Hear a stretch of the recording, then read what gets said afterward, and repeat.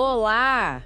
Que bom ter vocês conosco. Nós somos uma IA desenvolvida pelo site Ponto Geek. Curadoria de conteúdo humana por Gordo Geek. Eu sou o Eduardo. E eu sou a Jéssica. Nesse canal, a gente investiga histórias de empresas que interessam ao universo geek, ligadas à tecnologia, ciência, espaço e muito mais. Vamos conosco em mais essa exploração. Descobrir que lições importantes a gente extrai hoje. Hoje a gente vai mergulhar fundo na história de um verdadeiro ícone da internet que marcou uma geração, o MySpace. Vamos usar várias fontes, artigos, pesquisas para entender essa trajetória toda. Exatamente. A ideia é explorar desde o começo, sabe? A ascensão meteórica, o auge, aquele declínio rápido e, claro, o que ficou disso tudo. Vamos entender o impacto que o MySpace teve e ainda tem. Bora lá? Bora? Então, para começar, quando e onde essa história toda começou? Olha, foi em agosto de 2003, lá em Beverly Hills, Califórnia. Um lugar meio chique, né? Pois é. E quem estava por trás disso? A gente sempre lembra do Tom, né? O primeiro amigo. Sim, o Tom Anderson é a figura mais lembrada, com certeza. Ele tinha um background mais criativo, técnico. E uma curiosidade, ele tinha um passado meio hacker. Usava o apelido Lord Flathead. Sério? Essa eu não sabia. E quem mais estava na fundação? Tinha também o Chris DeWolf, que era mais o cara da visão de negócios. Sabe, ele que trouxe muito do conceito original, que veio de uma ideia chamada Sightgist. Mas é importante dizer, eles não estavam sozinhos. Ah, não. Não, o MySpace nasceu dentro de uma outra empresa, a A-Universe, que depois virou Intermix Media. E quem supervisionou esse desenvolvimento inicial, super rápido aliás, foi o Brad Greenspan, da A-Universe. Então não foi uma startup de garagem, exatamente. Não mesmo. Eles usaram a infraestrutura da A-Universe. Isso foi crucial. Eles já tinham uma base de usuários, recursos técnicos, milhões de e-mails. Foi um atalho e tanto. E o nome? Já nasceu MySpace? Sim, desde o início foi MySpace. E o foco inicial já era rede social, mas com uma ênfase muito forte em música desde o começo. Isso foi um diferencial. Entendi. E como era o mundo digital naquela época, 2003? Dá pra imaginar. Era bem diferente, né? A internet ainda estava, digamos, engatinhando para muita gente. O Friendster, que era um precursor, estava enfrentando uns problemas técnicos sérios, lentidão. Lembro disso. Era frustrante usar às vezes. Exato. Ao mesmo tempo, a banda larga começava a crescer, o que abria possibilidades, e estava começando a surgir essa ideia de Web 2.0, sabe? Conteúdo gerado pelo usuário, mais interação. E o MySpace chegou bem nessa onda. Perfeitamente. E aquela base de usuários da Universe, que já eram uns 20 milhões de e-mails, ajudou a dar um empurrão inicial. Eles não começaram do zero. E a tecnologia que eles usaram, o Cold Fusion... Cold Fusion, nossa, faz tempo. Pois é, permitiram um desenvolvimento muito rápido. Em 10 dias eles tinham uma versão funcional. Bem mais ágil que outras tecnologias da época, como o Java Server Pages, que o Friendster usava e que talvez tenha contribuído para os problemas deles. Faz sentido. E quais eram as funcionalidades que fizeram o MySpace explodir no começo? A personalização. Isso era o grande chamariz. Você podia mexer em tudo no seu perfil usando HTML e CSS. Mudar cores, fontes, colocar música de fundo tocando automaticamente. Nossa, as músicas de fundo.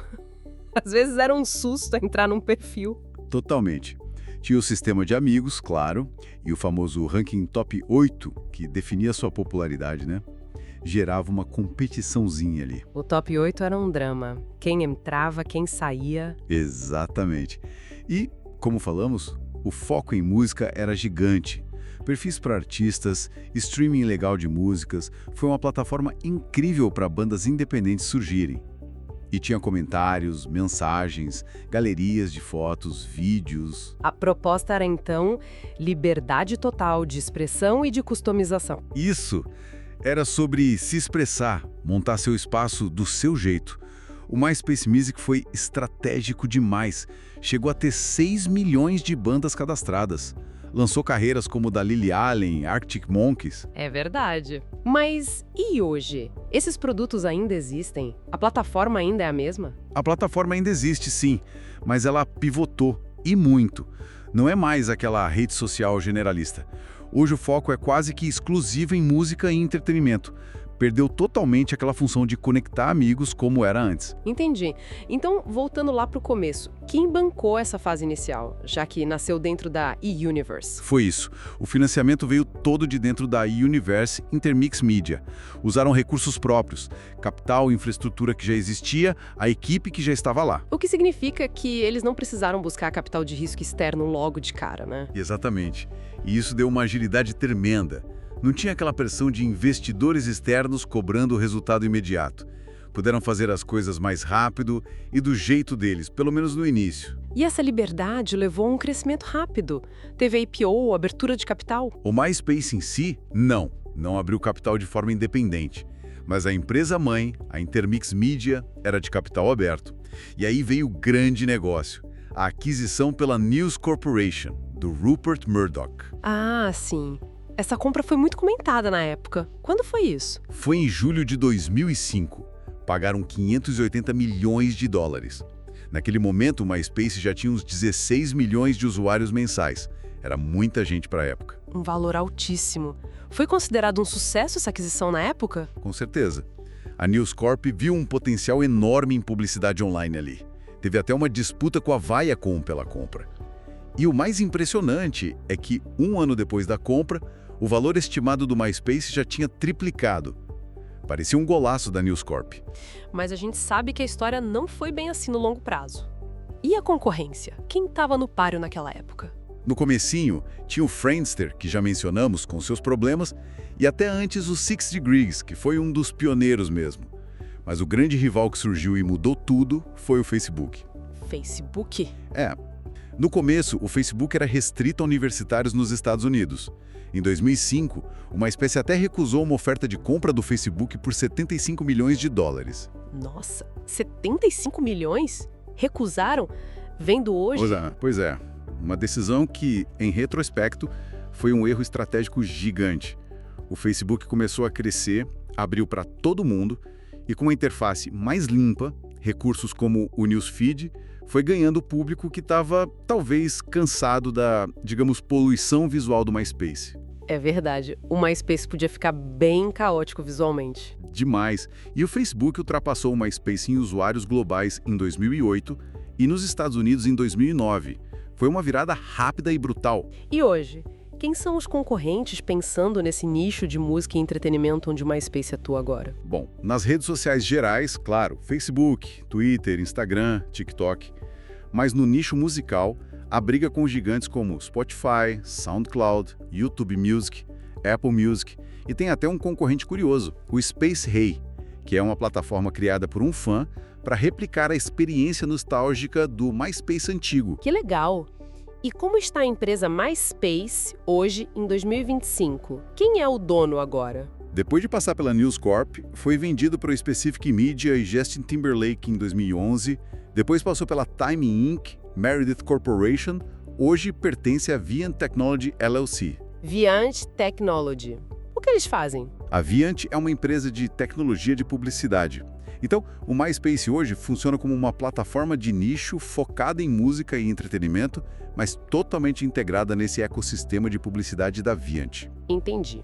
E quais são os produtos e serviços que eles oferecem atualmente? Basicamente, a plataforma de música, com streaming, descoberta de novos artistas, algumas ferramentas para músicos. Tem também o MySpace TV, que é mais focado em vídeo. As ferramentas para desenvolvedores foram bem reduzidas. E o modelo de negócio? De onde vem o dinheiro? Hoje a receita é 100% de publicidade direcionada, gerenciada pela Viant. Não tem mais assinatura, nada disso. Em termos de números, vendas, faturamento, lucro, o que se sabe? É difícil ter números precisos porque agora é uma subsidiária privada dentro da Viant. Mas a gente tem alguns dados históricos para ter uma ideia da queda.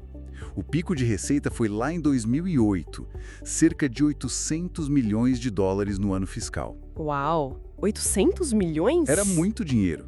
Mas aí veio o declínio. Em 2010 já dava prejuízos pesados, tipo 156 milhões de dólares só no último trimestre. E culminou na venda por apenas 35 milhões em 2011. Que queda vertiginosa. De 800 milhões de receita para ser vendido por 35? Exato. E hoje, em termos de usuários, A estimativa é de uns 7 milhões de visitantes únicos por mês, comparado com um pico de 115 milhões em 2008. Bem diferente. Sobre lucro atual, não há informações públicas. Nos últimos 5 anos fiscais, a trajetória provavelmente acompanhou a da Viant, focada em publicidade programática. E o market share? Qual a fatia de mercado do MySpace hoje? Hoje é mínima, né? Um jogador de nicho total no mercado musical e de entretenimento digital, mas já foi dominante. Entre 2005 e 2009, era a maior rede social do mundo. Em 2007, chegou a ter uns 80% do share de redes sociais nos Estados Unidos. Em 2006, foi o site mais visitado do país. É difícil até de imaginar isso hoje. E a queda foi rápida mesmo. Muito rápida. Entre janeiro e fevereiro de 2011, por exemplo, perderam 10 milhões de usuários. Foi um êxodo. Então, só para confirmar, hoje não é uma empresa aberta na bolsa, certo? Não, é uma subsidiária privada da Viant Technology, LLC. Então, aquelas perguntas sobre preço da ação, preço-lucro, recomendação de analista, nada disso se aplica diretamente ao MySpace hoje. Entendido. Mas falando em valor, quanto o MySpace vale ou já valeu? Qual foi o pico? O pico histórico de valor estimado foi em 2007, quando a News Corp avaliou internamente em cerca de 12 bilhões de dólares. Isso com uns 300 milhões de usuários registrados na época. 12 bilhões! E o pior momento em termos de valor? Com certeza foi a venda em 2011 por 35 milhões de dólares. Representou um prejuízo gigantesco para a News Corp, que tinha pago 580 milhões. Esse foi o fundo do poço financeiro. E o valor atual? Como eu disse, não é divulgado publicamente. Está integrado ao valor da Viant, mas certamente muito, muito distante do pico de 12 bilhões. E além da venda por valor baixo, quais foram outros momentos de grande dificuldade? Foram vários. O declínio acentuado de usuários entre 2008 e 2011 foi devastador. A competição com o Facebook que eles não conseguiram acompanhar. Demissões em massa, fechamento de escritórios internacionais e teve um incidente de perda de dados em 2019 que foi um golpe duro na reputação. Essa perda de dados foi grave, né? Perderam conteúdo antigo dos usuários. 100 músicas, fotos, vídeos postados entre 2013 e 2015 foram perdidos durante uma migração de servidor. Foi péssimo. Complicado. E hoje, em quais segmentos exatamente o MySpace atua? Principalmente música e entretenimento digital. É o core business atual. Secundariamente, através da Viant, atua em tecnologia de publicidade, já que a plataforma serve como inventário para a Viant vender anúncios. E olhando para o futuro, quais são os maiores desafios que eles enfrentam? São muitos. Primeiro, a competição no streaming de música é brutal, com players gigantescos. Segundo, as expectativas dos usuários e as regulações sobre privacidade de dados só aumentam, o que gera custos de conformidade. Tipo GDPR na Europa, CCPA na Califórnia. Exatamente. Terceiro, manter e inovar a tecnologia da plataforma com recursos que, provavelmente, são mais limitados do que no passado. E quarto, conseguir uma monetização que seja sustentável nesse mercado de nicho, dependendo tanto da publicidade programática da Viant, é um equilíbrio delicado. E se a gente fosse listar os pontos fortes e fracos do MySpace, pensando em toda a sua história? Olha, como ponto forte, acho que o principal é o legado cultural, né? Essa coisa da expressão pessoal, da customização levada ao extremo e a conexão histórica fortíssima com a indústria musical, que foi pioneira. A infraestrutura técnica inicial também foi um ponto forte para crescer rápido. E os fracos? O que pesou mais? A interface, que ficou datada e era considerada confusa, desorganizada, especialmente em comparação com a simplicidade do Facebook. A lentidão em se adaptar às mudanças do mercado e às novas funcionalidades que os usuários queriam. A falta de inovação social, talvez? Exato. Ficaram muito presos ao modelo original enquanto o Facebook evoluiu. A dependência de um público muito jovem em específico lá no auge, que depois migrou, problemas de moderação de conteúdo, que geraram preocupações com segurança, e, tecnicamente, o Code Fusion, que foi ótimo para começar rápido, talvez tenha se tornado um gargalo para escalar e evoluir a longo prazo. Faz sentido. E o que os analistas de mercado dizem hoje sobre o MySpace ou sobre a Viant em relação a ele? O consenso é que o declínio como rede social dominante é irreversível. Ninguém aposta numa volta triunfal nesse sentido. A estratégia atual de focar no nicho musical dentro da Viant é vista como pragmática, talvez a única viável. Mas com otimismo. Com certo ceticismo sobre a viabilidade a longo prazo e essa dependência total da Viant. Mas, por outro lado, o reconhecimento da importância histórica e do legado cultural é unânime. O MySpace é sempre citado como estudo de caso em aulas de negócios e tecnologia. Com certeza. E tem muitas histórias curiosas, né? Além do Tom Hacker. Ah, sim. O próprio Tom, seu primeiro amigo de todo mundo, virou um meme. A rivalidade com o Orkut aqui no Brasil foi intensa por um tempo. Lembro dos secret shows que eles faziam. Show surpresa de bandas grandes em lugares pequenos. Era bem legal. Isso. Foi uma ótima estratégia de marketing local. Tinha a cultura da customização extrema, que deixava as páginas super pesadas, cheias de glitter piscando. Nossa, era terrível às vezes. Tinha também um mega acordo de publicidade que fizeram com o Google em 2006, valendo 900 milhões de dólares. Foi gigantesco. E claro, a história triste da perda de dados que já mencionamos e o surgimento recente do Space Hey como essa homenagem nostálgica. É uma montanha-russa de eventos. E os momentos de maior dificuldade, além dos que já falamos. A pressão interna da News Corp por resultados financeiros, que talvez tenha atrapalhado a inovação. As várias tentativas de redesenho da plataforma que não deram certo, não conseguiram reconquistar o público. E as demissões em massa, que sempre são momentos traumáticos para qualquer empresa. E a presença internacional. O MySpace chegou a atuar forte fora dos Estados Unidos. Sim, eles tiveram uma expansão internacional rápida no auge. A plataforma era global. E aqui no Brasil? Como foi a história? Lançaram oficialmente em dezembro de 2007, com o escritório em São Paulo.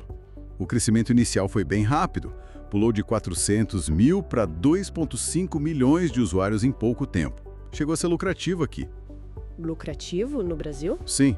O foco era muito na música local, nos artistas brasileiros e nos secret shows que você mencionou. Tinha uma equipe dedicada aqui. Mas o escritório fechou, né? Pois é. Em julho de 2009, a nova gestão global, liderada pelo Owen Van Natta, que veio do Facebook ironicamente, decidiu fechar vários escritórios internacionais, incluindo o do Brasil, mesmo ele sendo lucrativo. Foi uma decisão de corte de custos global. Que pena. E a plataforma continuou em português? Continuou disponível em português, mas perdeu totalmente o foco local, o investimento em conteúdo brasileiro. E aí, claro, perdeu relevância rapidamente por aqui também. Sobre a receita por região, as fontes não detalham esses números hoje. Entendi.